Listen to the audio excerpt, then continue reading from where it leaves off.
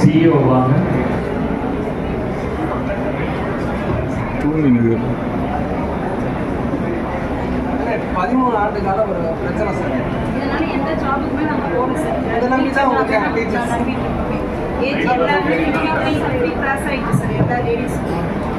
நான் கூட கடந்த ஆட்சி என்ன ஃபுல்லாக வந்து சென்னை கடந்த 1.5 வருடமா நாங்கள் போராட்டங்கள் மட்டுமே டீச்சராக வந்து நாங்கள் தான் சார் பண்ண முடியும். ஒரு அமைதியான அறவழியில் தான் நாங்கள் இது பண்ண முடியும் சார். டெம்பரரி டீச்சர்ஸ் கூட ஹெச்எம்க்கு தெரிஞ்சவங்க அதேமாரி தான் அப்பாயின்மெண்ட் பண்ணுறாங்க. அந்த எங்களை மாதிரி பாஸ் பண்ணவங்க கூட அந்த வேலைக்கு தான் சேர்த்துக்க மாட்டாங்க. எந்த ஒரு தகுதியுமே இல்லை சார். டெம்பரரி டீச்சர்ஸ் பண்ண எந்த தகுதி வச்சு போகிறீங்க? ஒரு தகுதியோடு தான் நீங்கள் அப்புறம் டெட் எக்ஸாமும் வைக்கிறீங்க, அப்புறம் நியமன தேர்வுன்னு ஒன்று வைக்கிறீங்க. அப்புறம் எதுக்கு டெம்பரரி டீச்சர்ஸை டெட்டு பாஸ் பண்ணாங்கள போடுறீங்க, நியமன தேர்வு பாஸ் பண்ணாமல் போடுறீங்க?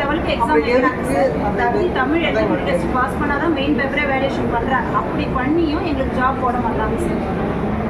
இது நாங்கள் லாஸ்ட் ஆட்சிலேருந்தே நாங்கள் ரொம்ப ட்ரை பண்ணிட்டு இருக்கோம். ஆனால் வேகன்சி 2000 சொல்கிறத நம்மளுக்கு போட்டாங்க.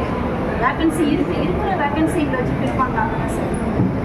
ஏன்னா இல்லாத வேகன்சியை கேட்கல. இது வரைக்கும் நம்ம இந்த பட்ஜெட்டில் 8000 வேகன்சி இருக்குன்னு இப்போ கவர்மெண்ட் பண்ணியிருக்காங்க, சொல்லியிருக்காங்க. 8000 நடக்கபடி ஆசிரியர் இருக்காங்க.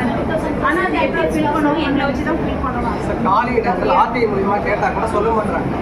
எங்கே அந்த ஸ்கூலில் என்னென்ன காலி இருந்தால் தானே சார் அப்ளை பண்ணுவோம். டெம்பரரி டீச்சர்ஸ் கூட நாங்கள் அப்ளை பண்ண முடியும். ஏன்னா அவங்க தெரிஞ்சவங்களோ சொந்தக்காரங்களோ டிஓ சொந்தக்காரங்க ஏதோ அவங்களுடைய ரிலேஷனில் திரும்பி போட்டு விடுறாங்க. அப்போ படிச்சுட்டு இருக்கிறவங்க நாங்கள் அடிப்போம். எக்ஸாம் மட்டுமே எழுதணுமா சொல்லுங்கள்? 13, 17, 18, 24 எத்தனை வருஷம் தான் நாங்கள் எக்ஸாம் எழுதிட்டே இருக்கிறது? இது 40 வயசு கடந்து போயிட்டேன். காலம் கடந்து அது வருஷமா ஒரு போஸ்ட் போட்டாங்க. கடந்த வருஷம் எலெக்ஷனுக்காக 2000 போஸ்ட் போட்டாங்க சார். இதுல எத்தனை